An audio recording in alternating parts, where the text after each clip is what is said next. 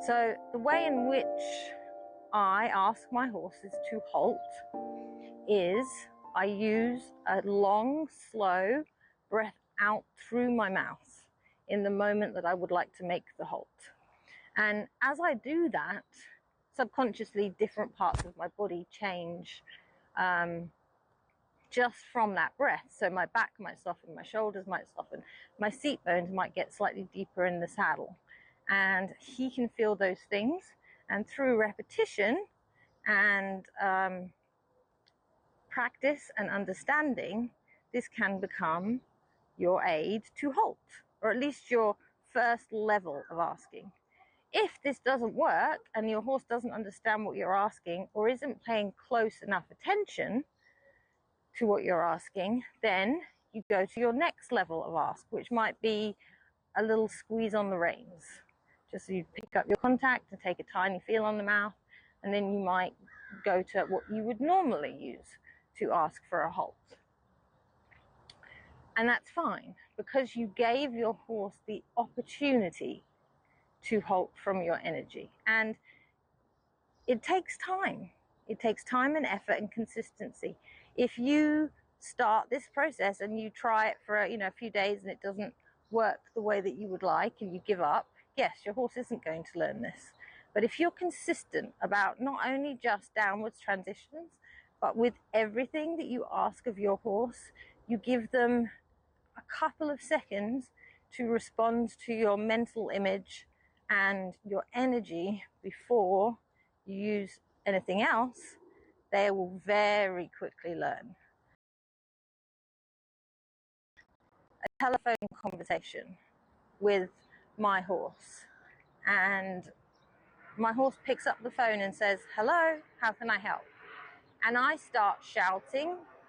My horse is going to hold the phone away from their heads. They're going to be like, "I do not want that in my ear." So they're going to move that receiver far away and just kind of pick up the odd word while squinting. That's not what we want our horses to be. We don't want them to be like, "Oh, that was loud. Okay, I heard you. You didn't need to shout," thinking about us that way.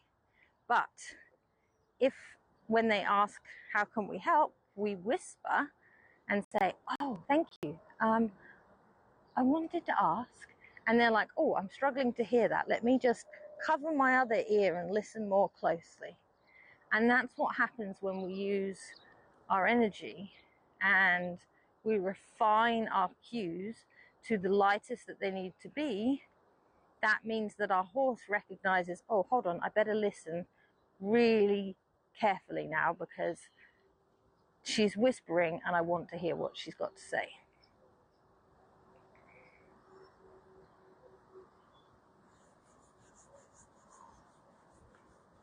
Okay, so I'm going to think walk on, nothing happens. I'm going to close my leg a little and we walk on. Good job. And I've only just got on Falcor. He's a little full of energy this morning. He's a little rambunctious and the flies are definitely annoying him. It's also a little early for him. He hasn't quite finished his breakfast, which he was a little perturbed about, but he'll manage.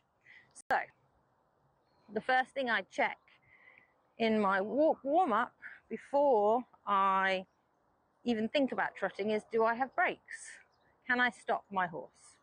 And that's not to do with like, do I have a strong enough bit? It's to do with, is he listening? So, good boy.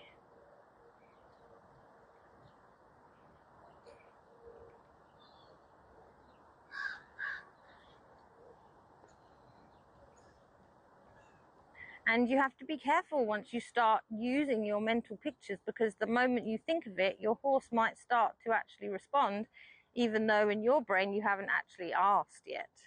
So that's also something to be aware of. Sometimes when I'm doing groundwork with a client and the horse suddenly like stops or makes a transition and it doesn't look like the client actually asked for anything, but I'll say, "Oh, did you think about that?" And they're like, "Yes." I was like, "Okay, so you did ask, you just did it with your brain rather than with your cue." So you have to take responsibility for that as well. You don't want to discourage your horse if he's actually trying really hard to listen to your thoughts and is getting the correct answer for you. So I usually count myself down. In the beginning, when I'm teaching this to new horses, I'll actually imagine like 3, 2, 1 steps getting slower and then a halt. Good boy. So I'm going to go 3, 2, 1. Good boy. Don't eat your reins.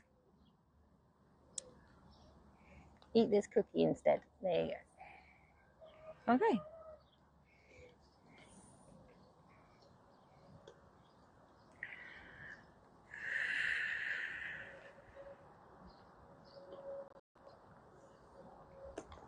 Good boy.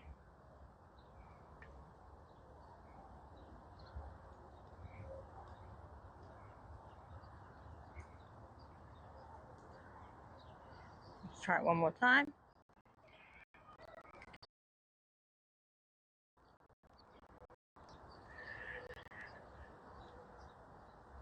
Good boy.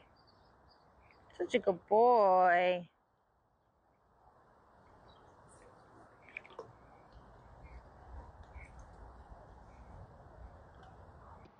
If you've enjoyed this video or learnt something new, please like and subscribe to my channel. Don't forget to share with your friends.